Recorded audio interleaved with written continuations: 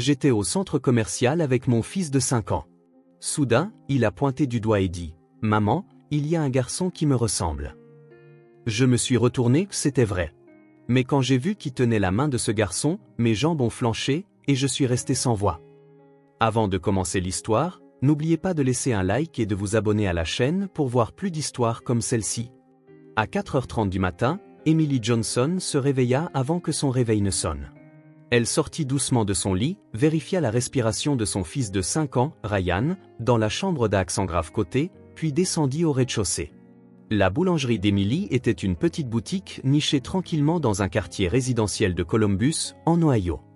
Dans cet espace, au rez-de-chaussée de ce qui était autrefois une maison-boutique, Emily continuait de fabriquer du pain artisanal et des pâtisseries.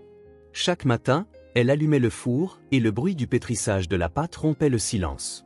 Ce moment de quiétude était l'instant le plus paisible de sa journée. Tout en pliant soigneusement la pâte à croissant, Emily jeta un coup d'œil par la fenêtre. La matinée d'automne était fraîche et les feuilles des arbres de la rue commençaient à jaunir. Au moment où les voisins commençaient leur jogging, la boutique était déjà emplie de l'arôme appétissant du pain. Emily sourit. Cette petite boutique représentait tout pour elle et pour Ryan. À 7 heures, Emily monta à l'étage et ouvrit doucement la porte de la chambre de Ryan, où il dormait encore. La lumière du soleil matinal, filtrant à travers les interstices des rideaux, illuminait doucement le visage endormi de son fils. Ryan était un beau garçon, avec des cheveux bruns et épais comme ceux de son père et des yeux d'un bleu profond hérités d'Emily. « Ryan, c'est l'heure de se réveiller », murmura Emily en déposant un léger baiser sur le front de son fils. Ryan ouvrit lentement les yeux et un grand sourire illumina son visage en voyant sa mère. « Bonjour maman. »« Bonjour mon prince. Qu'est-ce que tu aimerais manger ce matin ?»« Les pancakes que maman a fait », répondit joyeusement Ryan. Main dans la main, ils se dirigèrent vers la cuisine. Pendant qu'Emily préparait les pancakes, Ryan, assis au comptoir, parlait de ses amis de l'école. Son rire innocent emplissait la cuisine d'une atmosphère chaleureuse. « Maman, aujourd'hui c'est samedi, alors allons au parc d'attractions », dit Ryan en se goinfrant de pancakes dégoulinant de sirop. Emily sourit tristement. Le parc d'attractions était certainement tentant, mais ce mois-ci, les dépenses s'étaient accumulées à cause de la réparation d'un équipement de la boutique. Le parc d'attractions, c'est un peu difficile aujourd'hui. Mais à la place, allons au centre commercial pour te trouver de nouvelles chaussures, et on pourra aussi aller voir ce livre que tu voulais tant. Les yeux de Ryan s'illuminèrent. Vraiment ? Le nouveau livre sur les dinosaures aussi ? Bien sûr, dit Emily en caressant doucement les cheveux de son fils. Après le petit déjeuner, Emily commença les préparatifs de la boutique. Assis sur une petite chaise, Ryan lisait un livre d'images tout en observant sa mère travailler. Parfois, lorsque des clients habituels venaient acheter leur pain du matin, Ryan les saluait amicalement. Tous les clients adoraient cet adorable petit garçon. « Emily, vos croissants ont l'air délicieux aujourd'hui encore », dit Marie, une vieille dame qui habitait à côté. Ryan a l'air en pleine forme comme toujours, c'est merveilleux. « Merci Marie, vous êtes toujours si gentille avec nous. » Emily était sincèrement reconnaissante. La chaleur des gens du quartier était ce qui la soutenait, elle et son fils. Une fois le coup de feu du matin passé, Emily décida de fermer temporairement la boutique. Les après-midi de week-end attiraient moins de clients et elle voulait chérir son temps avec Ryan. Elle ne parlait pas beaucoup de son passé, mais elle était satisfaite de leur vie à deux. Plus que satisfaite, elle était heureuse. « Allez Ryan, préparons-nous à sortir », appela Emily. Ryan se mit à sautiller de joie et enfila sa veste bleue préférée. Emily enfila également un pull et un jean décontracté, puis mère et fils se dirigèrent vers la voiture, main dans la main. Lorsqu'ils se garèrent sur le parking du centre commercial du centre-ville de Columbus, Ryan frémissait déjà d'excitation. En cet après-midi de week-end, le parking était bondé de voitures familiales. Emily serra fermement la main de son fils et se dirigea vers l'entrée du centre commercial. « Maman, il y a un gros ours en peluche là-bas », cria Ryan en montrant une vitrine près de l'entrée. « Tu as raison, il est très grand », sourit Emily, amusée par l'émerveillement pur de son fils. Ces moments étaient plus précieux pour elle que tout au monde. À l'intérieur du centre commercial, il faisait une chaleur agréable et l'endroit était animé par les acheteurs du week-end. Des jeunes couples aux couples de personnes âgées, diverses personnes passaient le temps à leur manière. Emily et Ryan se dirigèrent d'abord vers le rayon des vêtements pour enfants. Les pieds de Ryan grandissaient rapidement, il avait donc besoin de nouvelles chaussures. Quelle couleur préfères-tu? Demanda Émilie en tenant des baskets noires et marron. Bleu, répondit Ryan sans hésiter. Sa préférence était constante. Le bleu était sa couleur préférée, et il choisissait du bleu dès que possible, des vêtements aux affaires personnelles. Alors ce sera du bleu, cherchons-en.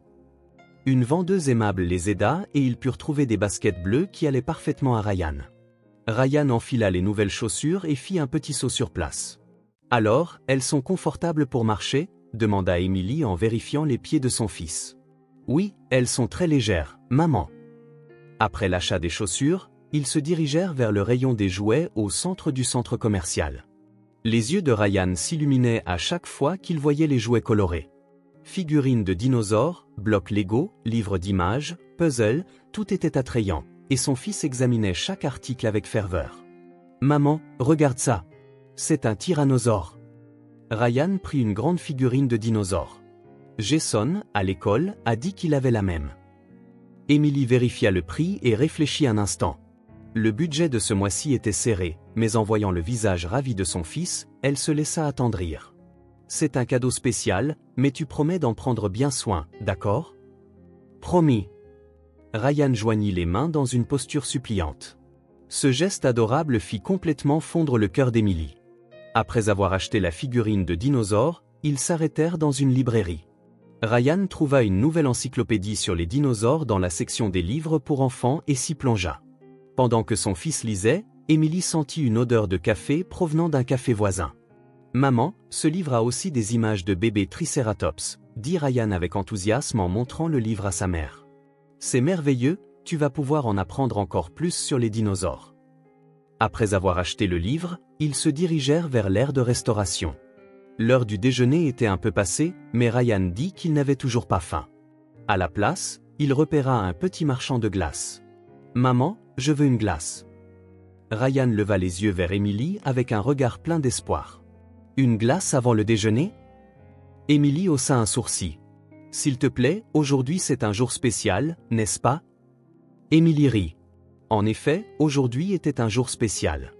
Un week-end passé agréablement avec son fils. Un jour de bonheur ordinaire. D'accord, mais une petite. Ils s'assirent à une petite table et partagèrent une glace. Ryan choisit un mélange vanille-chocolat, Émilie prit fraise. En regardant autour d'elle, il y avait beaucoup d'autres familles. Des pères, des mères et des enfants. Il y avait diverses formes de familles. Maman, dit soudainement Ryan d'un air sérieux. Nous sommes une vraie famille aussi, n'est-ce pas? Émilie fut surprise par les mots de son fils. Bien sûr que nous le sommes. Pourquoi me demandes-tu ça tout d'un coup? À l'école, Marc a dit, Ryan est à plaindre parce qu'il n'a pas de père, dit Ryan en remuant sa glace avec une cuillère. Mais je ne suis pas du tout à plaindre, je tais-toi, maman. Le cœur d'Émilie se serra. Son fils posait parfois ces questions réalistes. Elle essayait toujours de donner des réponses honnêtes et adaptées à son âge. C'est vrai, les familles existent sous de nombreuses formes différentes. Il y a des familles avec un père, une mère et des enfants, et il y a des familles avec juste une mère et un enfant. Il y a des familles qui vivent avec les grands-parents, et des gens qui vivent juste avec leurs frères et sœurs. Ce qui est important, c'est de s'aimer et de se soutenir. Ryan réfléchit un moment, puis afficha un sourire éclatant. Alors, nous sommes une famille parfaite. Maman m'aime et je l'aime, et on s'amuse tous les jours. C'est exactement ça, dit Émilie en serrant son fils dans ses bras. Nous deux, ça suffit. Nous deux, ça suffit, n'est-ce pas maman? Répéta Ryan. À cet instant, Émilie réalisa à quel point son fils était mature pour un enfant de 5 ans. Il réfléchissait profondément à la vie. Après avoir fini leur glace, ils se promenèrent dans le centre commercial. Ryan marchait d'un pas léger avec ses nouvelles chaussures, tenant soigneusement la figurine de dinosaure qu'il venait d'acheter. Émilie observait l'expression heureuse de son fils et se sentait satisfaite de leur vie. Certes, la vie de mère célibataire n'était pas facile. Il y avait des contraintes financières et la pression de porter seule toute la responsabilité. Cependant, la présence de Ryan donnait un sens à la vie d'Émilie.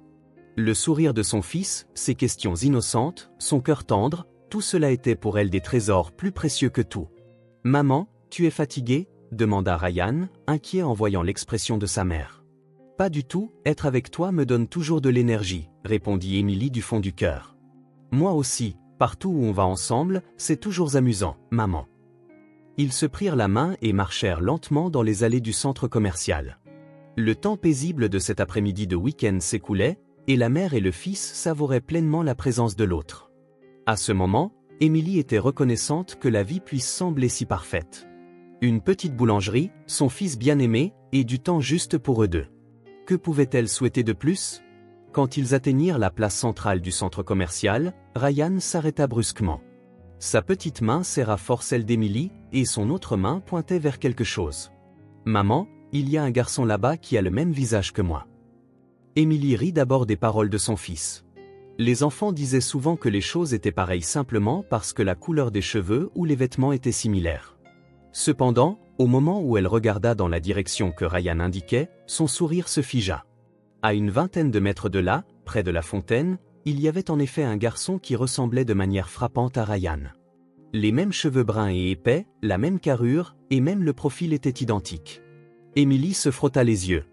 Elle espérait que c'était une erreur, mais peu importe combien elle le fixait, la ressemblance demeurait inchangée. « Maman, qu'est-ce qui ne va pas ?» Ryan remarqua que quelque chose n'allait pas dans le comportement de sa mère. « Rien, ce n'est rien, » répondit Émilie d'une voix tremblante, mais son cœur battait à tout rompre. Une coïncidence. Elle essaya de s'en convaincre. Il y a des gens qui se ressemblent dans le monde. Surtout les enfants, qui peuvent avoir des traits similaires pendant leur croissance. Cependant, au moment où ce garçon se tourna vers eux, l'explication rationnelle d'Émilie s'effondra complètement. Le visage de cet enfant était exactement comme celui de Ryan. La forme des yeux, la hauteur du nez, la courbe des lèvres, et même le petit grain de beauté au-dessus du sourcil gauche. Tout correspondait. Incroyable, murmura Émilie malgré elle. À cet instant, la femme qui tenait la main de ce garçon se retourna. Émilie eut le souffle coupé en voyant cette femme. Le temps sembla s'arrêter. De longs cheveux blonds, une silhouette élancée et un beau visage profondément gravé dans sa mémoire. Sophia. C'était la sœur d'Émilie. En voyant sa sœur pour la première fois en 6 ans, Émilie fut secouée. Sophia paraissait plus mature qu'avant, mais sa beauté était intacte. Les vêtements qu'elle portait étaient visiblement chers et le sac qu'elle tenait était d'une marque de luxe. « Cette femme regarde maman », dit Ryan en tirant sur la manche de sa mère. En effet, Sophia les avait remarqués aussi. Son visage blêmit et elle faillit laisser tomber le sac de course qu'elle tenait.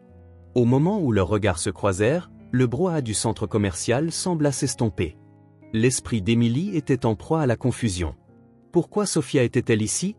Et pourquoi ce garçon ressemblait-il autant à Ryan?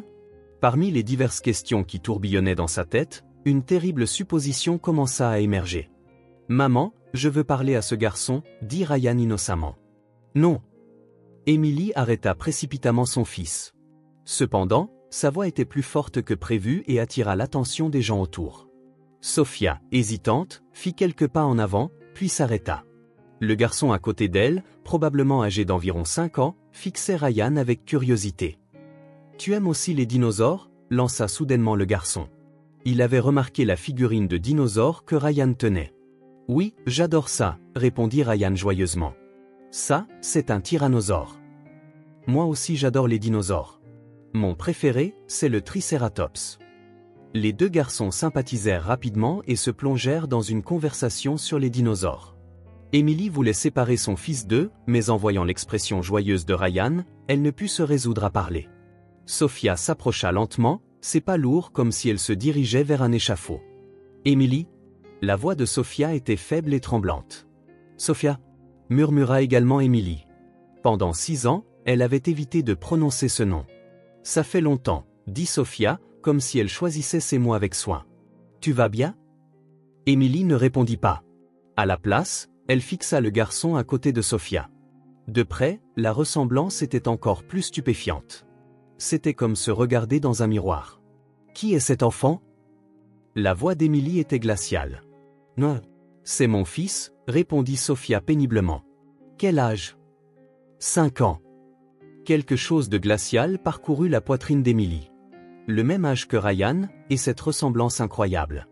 Tous les points convergeaient vers une seule et terrible conclusion. « Maman, ce garçon a peut-être le même anniversaire que moi », dit Ryan avec enthousiasme. « Noah, c'est quand ton anniversaire ?» Le 15 mars, répondit Noah. Le monde d'Émilie s'effondra. L'anniversaire de Ryan était aussi le 15 mars. 2 garçons nés le même jour, avec le même visage. Cette coïncidence ne pouvait plus en être une. Qu'est-ce que cela signifie? Demanda Emily à sa sœur à voix basse. Cependant, Sophia détourna le regard et ne put répondre. Ryan et Noah continuaient de parler comme de vieux amis. La conversation innocente des enfants tourmentait encore plus le cœur d'Emily. Ces enfants étaient innocents, mais ce que cette situation impliquait était bien trop lourd. On dirait des jumeaux, dit Noah en riant. Des jumeaux? Ryan pencha la tête. C'est quoi des jumeaux? Des frères nés de la même mère le même jour, expliqua Noah. Ryan leva les yeux vers Emily. Maman, est-ce que j'ai un frère jumeau? Emily était désemparée. Elle ne savait pas comment répondre à la question pure de son fils. Devait-elle dire la vérité, ou mentir pour se sortir de cette situation? Emily, s'il te plaît, supplia Sophia d'une petite voix. Laisse-moi t'expliquer. Mais pas ici, les enfants ne doivent pas entendre ça. Emily fixa sa sœur. Des larmes montaient aux yeux de Sophia. La sœur qu'elle avait autrefois le plus aimée et la sœur qu'elle avait le plus haïe. La personne qui avait détruit sa vie 6 ans auparavant pleurait maintenant devant elle. Une explication, ricana Emily. Après 6 ans sans aucun contact, tu veux m'expliquer maintenant? S'il te plaît, Emily. J'ai souffert aussi. À ce moment, de nouveaux pas se firent entendre. Une voix d'homme retentit. Sophia, où est Noah? Emily se retourna et subit un autre choc.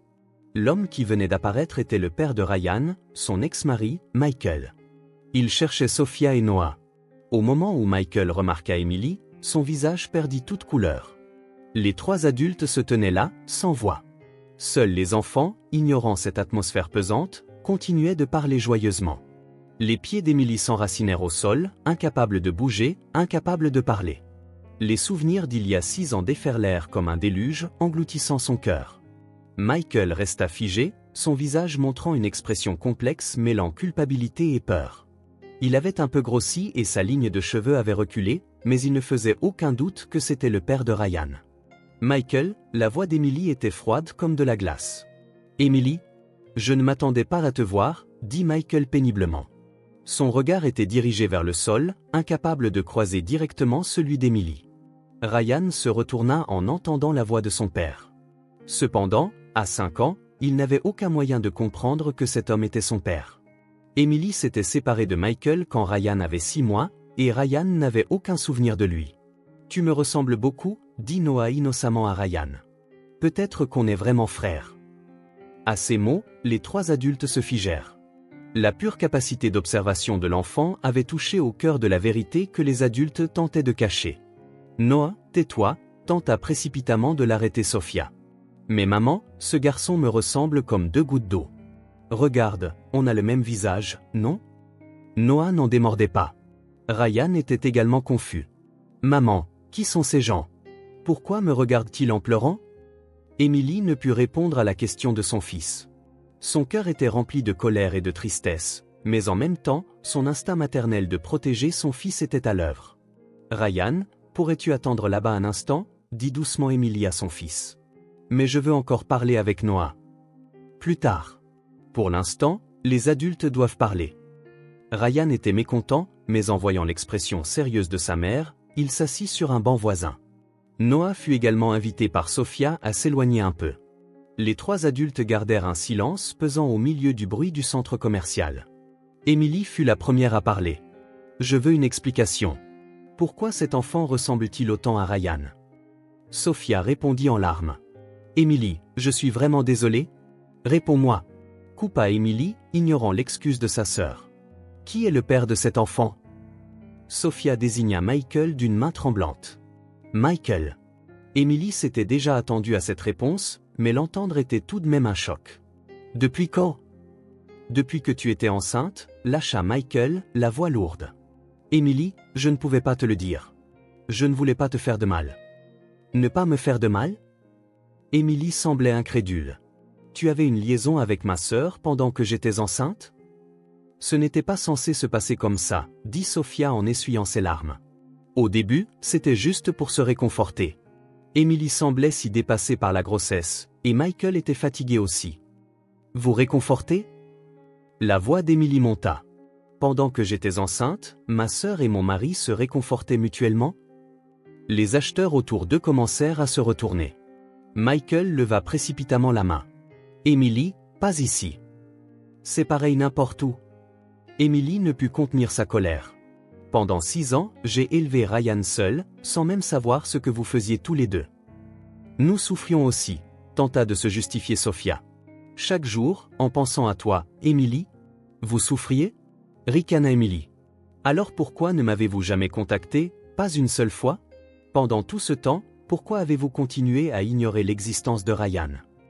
Michael prit la parole d'une voix lourde. Parce que je pensais que tu nous rejetterais. Tu m'as dit de ne plus jamais me montrer. Bien sûr que je l'ai dit, rétorqua Emily. Mais Ryan était innocent. Tu as abandonné ton propre fils. Je ne l'ai pas abandonné, dit Michael péniblement. J'ai envoyé une pension alimentaire sur ton compte tous les mois, n'est-ce pas? Il ne s'agit pas d'argent, cria Emily. Ryan a grandi sans connaître son père. Chaque soir, je me demandais comment l'expliquer à mon fils. Sophia reprit la parole en larmes. Emily, je le regrette sincèrement. Mais après la naissance de Noah, nous nous sommes mariés. La culpabilité de t'avoir trahi a rendu chaque jour un enfer. Mariés? Emily était stupéfaite. Vous vous êtes mariés il y a 3 ans, répondit Michael. Mais je ne t'ai jamais oublié, pas une seule fois. M'oublier? M'oublier? Emily semblait incrédule. Vous m'avez tout pris. Mon mari, ma sœur, et un père pour mon fils. À ce moment, Ryan s'approcha. Maman, pourquoi tu pleures? Emily vit l'expression inquiète de son fils et tenta de contrôler ses émotions. Je vais bien, Ryan. Ces gens sont des connaissances? Ryan regarda les 3 adultes. Emily était désemparée. Comment devait-elle expliquer? Comment pouvait-elle raconter à son fils de 5 ans la trahison de son père et de sa tante? Noah s'approcha également et se tint à côté de Ryan. Ta maman pleure, elle va bien? Oui, elle va bien. Ryan regarda son nouvel ami avec inquiétude. Ta maman pleure aussi, Noah? Les 2 garçons ne pouvaient pas comprendre les situations compliquées des adultes, mais ils sentaient que quelqu'un était triste. Maman, Ryan serra la main d'Emily. Rentrons à la maison. Maman a l'air triste.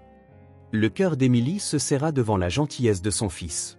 Elle ne pouvait pas impliquer cet enfant pur dans les sales affaires des adultes. Tu as raison, Ryan. Rentrons à la maison.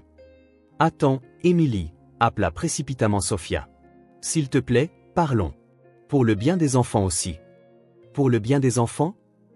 Emily se retourna. Avez-vous déjà pensé aux enfants ces 6 dernières années? Nous y pensons maintenant, dit Michael. Ryan et Noah sont frères. Ce fait ne peut être changé. Emily regarda les 2 garçons. En effet, ils étaient frères. Demi-frères, mais des frères de sang tout de même. Cependant, accepter cette réalité était bien trop douloureux pour elle. J'ai besoin de temps, dit Emily d'une voix épuisée. Je ne peux rien décider maintenant. Donne-moi tes coordonnées, plaida Sophia. Ne nous laisseras-tu pas une chance de tout recommencer? Emily ne répondit pas. Au lieu de cela, elle prit la main de Ryan et commença à marcher vers la sortie du centre commercial.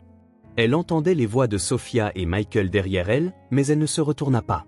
Sur le chemin du parking, Ryan demanda « Maman, est-ce que je pourrais revoir Noah ?» Emily ne put répondre. 3 mois passèrent. Chaque jour, Ryan continuait de demander à Emily « Est-ce que je pourrais revoir Noah ?» Elle devait faire face à la question pure de son fils avec des sentiments compliqués. Pendant les premières semaines, Emily ignora tout contact de Sophia et Michael. Appels téléphoniques, emails, lettres. Cependant, un jour, en lisant une longue lettre de Sophia, un changement commença à s'opérer dans son cœur. Cette lettre décrivait 6 années de culpabilité, le fait de penser à Emily chaque jour, et surtout, que les 2 garçons étaient complètement innocents. Sophia avouait que sa vie conjugale avec Michael était déjà en ruine. Leur relation, tourmentée par une culpabilité constante, était fragile, basée sur leur faiblesse mutuelle plutôt que sur l'amour. Emily réfléchit longuement à l'inutilité de continuer à nourrir la haine et au fait qu'elle devait privilégier le bonheur de son fils par-dessus tout. Un samedi glacial de novembre, Emily se rendit de nouveau au centre commercial. Cette fois, non seulement avec Ryan, mais aussi avec Sophia et Noah. À leur retrouvaille après 3 mois, les 2 garçons sautèrent de joie. Ryan. Noah accourut. Noah. Ryan fit également un grand signe de la main. Les deux sœurs observaient les enfants dans un silence gêné. « Émilie, dit Sophia d'une petite voix. Merci d'être venue. »« C'est pour les enfants, répondit sobrement Émilie. Nos problèmes et leurs relations sont deux choses distinctes. » Des larmes montèrent aux yeux de Sophia. « J'ai divorcé de Michael. J'ai enfin réalisé. Notre relation était une erreur depuis le début. » Émilie ne répondit rien. Cependant, elle était certainement quelque peu soulagée par cette nouvelle. « Ryan, sais-tu que tu as un grand frère ?» demanda Noah innocemment. « Un grand frère ?»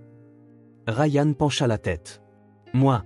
Je suis né 3 heures plus tôt, donc je suis le grand frère, dit Noah en bombant le torse. » Émilie et Sophia sursautèrent simultanément. Sophia avait expliqué à Noah leur lien de parenté. « Vraiment ?» Les yeux de Ryan pétillèrent. « J'ai un grand frère. » Les deux garçons se prirent la main et commencèrent à marcher comme de vrais frères. En voyant cette scène, Émilie sentit la glace dans son cœur commencer à fondre lentement. En les regardant, Sophia murmura, « Les liens du sang sont vraiment mystérieux. Dès leur première rencontre, ils sont comme des frères qui ont toujours été ensemble. » Émilie hocha la tête. « Les enfants sont innocents. » « Émilie, je ?» Quand Sophia commença à parler, Émilie leva la main pour l'arrêter. « Pour l'instant, je veux regarder les enfants. Nous pourrons parler du passé une autre fois. » Pendant les heures qui suivirent, ils passèrent du temps tous les quatre. Ryan et Noah comparèrent leurs jouets de dinosaures, partagèrent une glace et s'amusèrent comme s'ils n'avaient jamais été séparés. Au moment de partir, Ryan demanda à Émilie, « Maman, quand est-ce que je pourrai revoir Noah ?»« Que dirais-tu de samedi prochain encore ?» répondit Émilie. Ryan sauta de joie. Noah était tout aussi heureux et les deux se firent une promesse. « À la semaine prochaine. » Dans la voiture, Ryan dit, content, « Maman, je suis heureux d'avoir un grand frère. Noah est très gentil et il aime les mêmes choses que moi. » Le cœur d'Émilie se réchauffa aux mots de son fils. « C'est vrai, prends bien soin de lui. »« Oui. Est-ce qu'on pourra devenir une vraie famille ?» Émilie réfléchit. Les formes de famille sont variées. Les liens du sang seuls ne font pas une famille. Cependant, on ne peut pas non plus ignorer les liens du sang. Prenons le temps de créer une nouvelle forme de famille, tous ensemble, répondit Émilie. Quelques mois plus tard, Michael déménagea seul dans un nouvel endroit. Il fut autorisé à voir Ryan et Noah régulièrement, mais ne put jamais retrouver sa place d'antan. Sophia continua de chercher sincèrement le pardon d'Émilie et tenta, petit à petit, de réparer leur lien fraternel. Et plus important encore, l'amour fraternel de Ryan et Noah s'approfondit de jour en jour. Les deux passaient les week-ends ensemble et se voyaient parfois les soirs de semaine. Ils faisaient leurs devoirs dans la boulangerie d'Émilie et regardaient des films chez Sophia. Émilie réalisa que la vraie famille naît des cœurs qui se soucient les uns des autres et se soutiennent, transcendant les liens du sang. Le rire des deux garçons résonnant dans sa petite boulangerie en était la preuve. La douleur de la trahison ne guérit jamais complètement, mais pour l'avenir des enfants, Émilie avait commencé à emprunter un nouveau chemin.